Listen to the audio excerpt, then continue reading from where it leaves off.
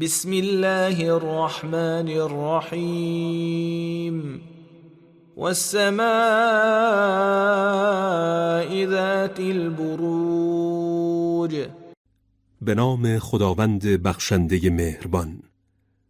سوگند به آسمان که برج‌هایی برای محافظت از شیاطین دارد. والیوم الموعود. و سوگند به روز موعود. و شاهد و مشهود. و سوگند به آن که حاضر و ناظر است، یعنی پیامبر صلی الله علیه و آله و سلم، و آن زمان که مردم در آن حاضر می شوند، یعنی قیامت. قتل اصحاب الاخدود. مرگ بر آنان که در واقعه قتل عام مؤمنان در گودال دست داشتند. النار ذات الوقود. همان که پر از آتش برافروخته بود. اذ هم علیها قعود. در آن زمان که در کنار آن نشسته بودند. و هم علی ما یفعلون بالمؤمنین شهود. و به آنچه بر سر مؤمنان می آوردند گواه بودند.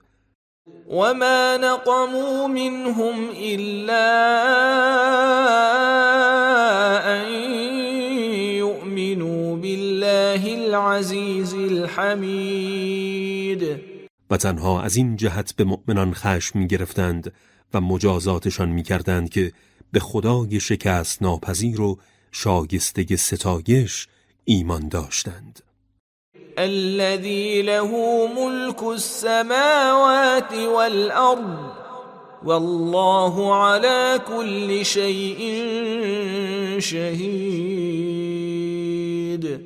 همون که فرمانروایی آسمان ها و زمین فقط از آن اوست و خدا بر همه چیز گواه است. إن الذين فتنوا المؤمنين والمؤمنات ثم لم يتوبوا فلهم عذاب جهنم ولهم عذاب الحریق. کسانی که مردان و زنان با ایمان را در آتش سوزاندند و پس از آن توبه نکردند، انواع عذابهای دوزخ و عذاب آتش سوزان را در پیش خواهند داشت. إن الذين آمنوا وعملوا الصالحات لهم جنات تجري من تحتها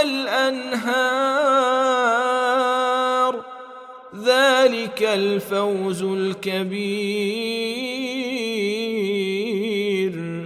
کسانی که ایمان آوردند و کارهای شایسته انجام دادند بهشت‌هایی خواهند داشت که از زیر درختان آن نهرها جاری است.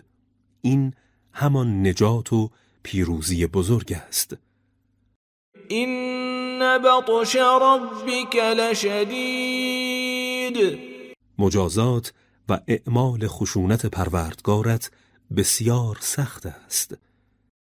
انه هو یبدئ و یعید.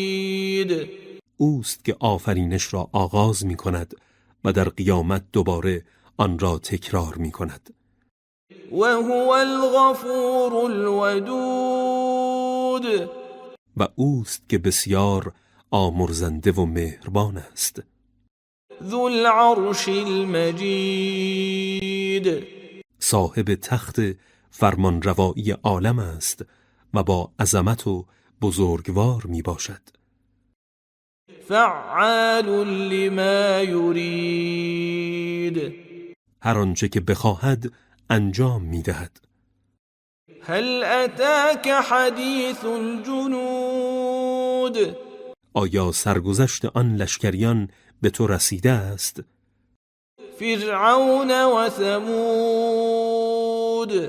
فرعون و ثمود را می گویم. بل الذین کفروا فی تکذیب. کافران یکسره در حال انکارند. والله من ورائهم محیط. در حالی که خداوند پشت سر و در تعقیب آنان است و به ایشان احاطه کامل دارد. بل هو قرآن مجید. چنین نیست که انکار کافران حق باشد، بلکه آن حقایق والا به شکل مطالبی که بر تو خوانده شده و بسیار با عظمت است در آمده است. فی لوح محفوظ. و اصل آن در لوحی محفوظ قرار دارد.